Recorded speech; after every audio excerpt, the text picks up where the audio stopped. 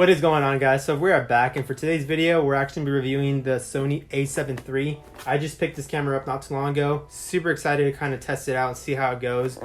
For those of you who have been a long-term subscribers of the channel, you guys would know that I've been a big Sony person. I started off with the Sony A6000, worked my up to the A6100, which is what I'm currently shooting with right now. So this was actually going to be my first full-frame camera that I own. Super excited to use it, super excited to kind of test it out, see how the pictures turn out as opposed to what I've been shooting with. So hopefully you guys enjoyed today's video, and let's get started.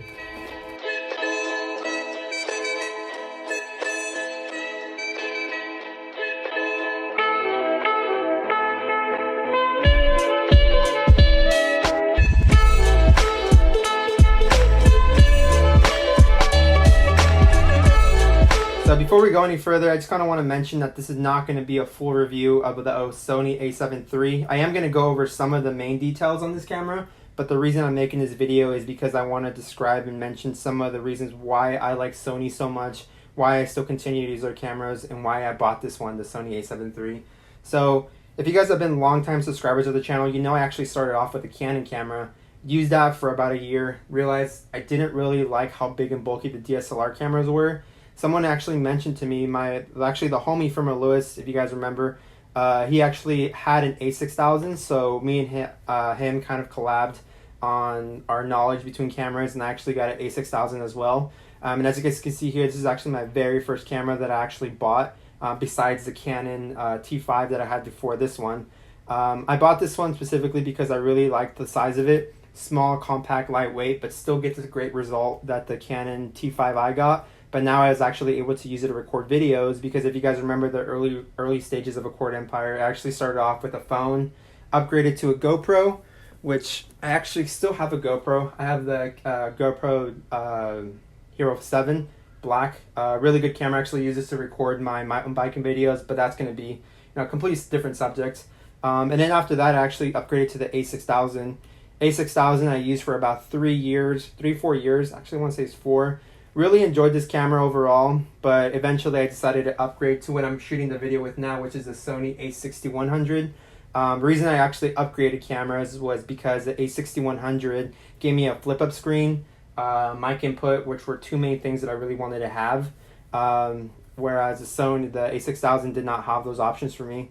But overall, still a really good camera. If you guys really want to get into film and photography, just keep in mind that it does not have a mic input, and you can't view yourself because the screen only goes up so far and it bends down.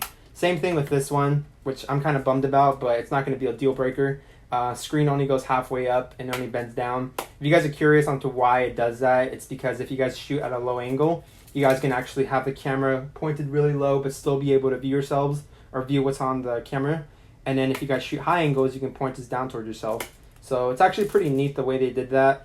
And then you also have your mic input still. So if we go over the camera, you have your mic input on one side, and then on this one right here, you guys have your headphone jack, you guys have HDMI, and then if we go to this one right here, you have a USB-C for transferring data, and then you have a micro USB to charge the camera. And then on the other side, you have your slots for dual SD cards now. So most of the cameras I've used only had one. The A7 III actually has now 2 SD card slots in case I need to have multiple SD cards in there. But still, the reason why I really like this camera is because it still maintains a similar style to the A6000. Still small, not as small as the A6000, but it's still smaller than most DSLRs. Lightweight, not too heavy. Although this lens is actually kind of heavy, so it makes the camera a little bit heavier than I'd like, but still overall really good. I still maintain that dial on top. This dial actually gives me plenty of shortcuts, so instead of me having to adjust a lot of the camera settings, if I'm ever in a position where I just kind of want to access something really quick, I can still scroll through this dial and get to where I need to be.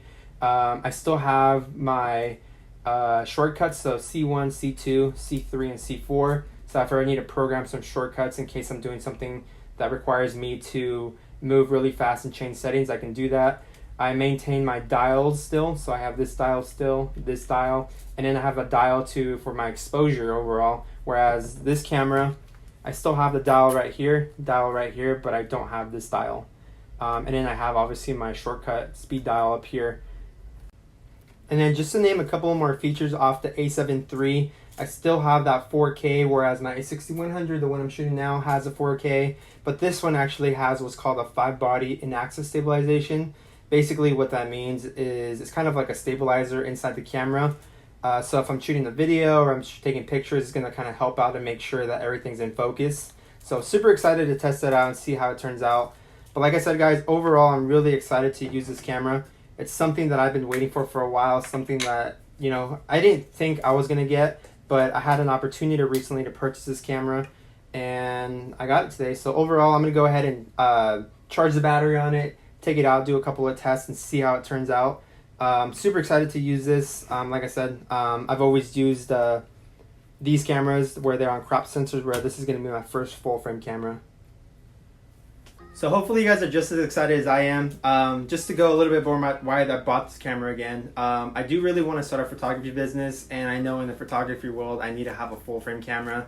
I've done actually some photography work with the cameras I have now. I actually used to do a lot of real estate pictures with the A6000, A6100. I've done a lot of portrait pictures with the A6100 that I have now. And I just know that I need to take it a step above, which I know this camera is going to get me there. But overall, guys, I'm super hyped. Like I said, this is just something that I just could not pass up on. Actually, before I forget, guys, I did record a segment of this earlier. Unfortunately, there was something wrong with the camera where I had to re-record it. But Lewis actually dropped some big news earlier. I'm going to go ahead and include that clip right after this so you guys can hear what he has in store for you guys. And like I said, if you guys don't follow us already, make sure to follow me on @Accord_Empire and follow Lewis at @FilmerLewis on Instagram. And then make sure to hit that subscribe button and leave a comment down below. What are you guys' thoughts? If you guys use any cameras, what cameras do you use? Do you guys like Sony? Do you guys like Canon? I kind of want to hear what you guys use and think about overall the channel process going. I also have some pretty big news that I'm actually going to be revealing to you guys, probably not for another couple of videos, but there's something big planned at the end of this year that I know you guys are going to be excited for. So stay tuned for that, and let's go out and shoot some pictures. I wanted to, for some reason my mouth wanted to combine recording pictures together, but let's go out and shoot some pictures. Tom, what do you have planned? Making a YouTube channel. Oh, what? Did I just hear you making a YouTube channel? Yep, so making a YouTube channel, and then we're gonna start building up the Integra. So everything that I do to it, I've already done so much stuff to it, which I feel bad that I'm not able to film it and share it with you guys, because I've done so much, and I know like a lot of you Honda boys could learn from it. But unfortunately, I've already done so much of it and didn't film it. So I got the idea in my head that I could help a lot of you guys out and still have fun making videos, because me and Jose actually used to make a lot of videos together when we were in high school. We actually took some film classes together as well. So I think it's really fun. I want to see the progress of building the Integra from what it was to what it is in a few years. And like I said, I know I could help a lot of you guys with some of these projects as well. So I have my first video that I'm editing right now.